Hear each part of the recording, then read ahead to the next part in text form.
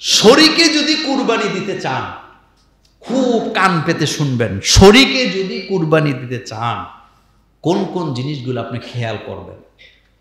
যার তার সাথে শরীক হওয়ার কোনো দরকার, শরীক মোশারেকা, মিলেমিশে করা।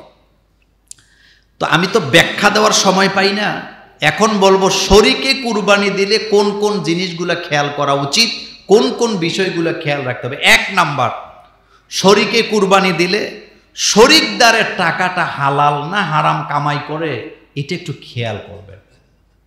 একটা লোক আছে তার কামাইতে কোনো হালালের চিহ্ন, তার সাথে কুরবানি দেওয়া উচিত হবে? আপনি তো জানতেছেন তার কাছে হালাল বলতে কিছু নেই, তো তার সাথে কুরবানি দেওয়ার দরকারটা কি?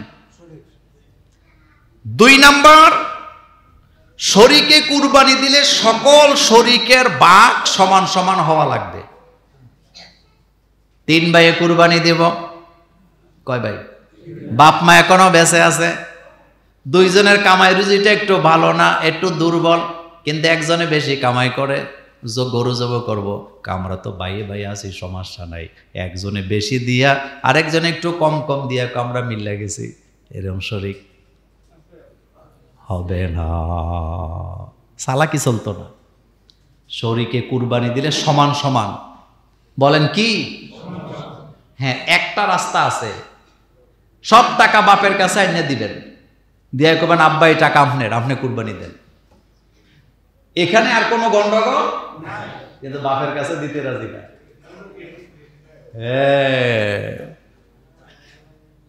এই জন্য শরীকে কুরবানি দিলে সবার ভাগের টাকা সমান সমান হওয়া কি জরুরি লাগবে।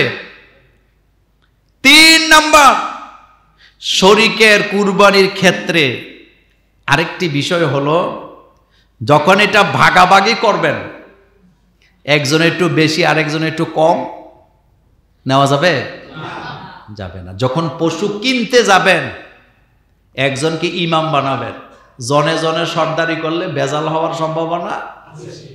গরু একটা কিনছে 1,20,000 দিয়ে 5 জনে, বাড়িতে যাওয়ার পর মহিলারা বাচ্চারা এমনকি নিজেও মন্তব্য করতেছে, অমুকরে দিলাম গরুটা কিনার দায়িত্ব, কি গরু কিনলো, আর দিশারা তো কিছু দেখা যায় না, এমন মন্তব্য করনেওয়ালা বাংলাদেশে নাই।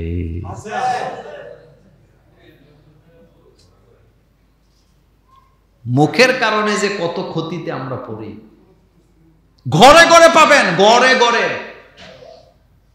কুরবানির দায়িত্ব দিছে একজনে, যাও তোমরা 2 জনে একটা গরু কিনো, কিনা আনার পরে যার যা মন্তব্য, হোমকে কয় এটার ফাঁসা নাই, হোমকে কয় লেজটা চিকন, হোমকে কয় চর্বি নাই, হোমকে কয় চর্বি বেশি হইব, হোমকে কয় গোস্ত কম হইব, হোমকে কয় এটা ফালার সময় অমুক অমুক ওষুধ দিয়া ফালছে, এটা কীর্তি কিনছ, এরকমের মন্তব্যের পরে মন্তব্য ঈদের দিনের পরের দিন পর্যন্ত চলে, এমন ঘটনা আছে না? না, এরপরে খাইতে বইয়া সবচেয়ে জঘন্য মন্তব্য, কি গরু কিনলো, চর্বি আর চর্বি, চর্বির জ্বালা খাওয়া যায় না।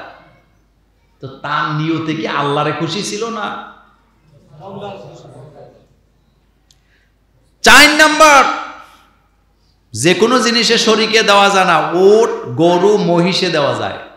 বলেন কিসে কিসে? ওট গরু মহিষের মধ্যে ভাগে কোরবানি দেওয়া যায়। 5 নাম্বার, অবশ্যই পশুর বয়সটা কি নিশ্চিত হওয়া লাগবে। গরুর বয়স আমি নিজেও বুঝি না, মুরব্বীরা বুঝা ফেলায় কেমনে, কয় এতটা দাঁতছে না, কি বলে বুঝে ফেলে, আলহামদুলিল্লাহ। এরপরে গরু মহিষ উঠে আপনি শরিকানায় দেন, 5টা, 3টা, 2টা, 4টা, সর্বোচ্চ কয়টা?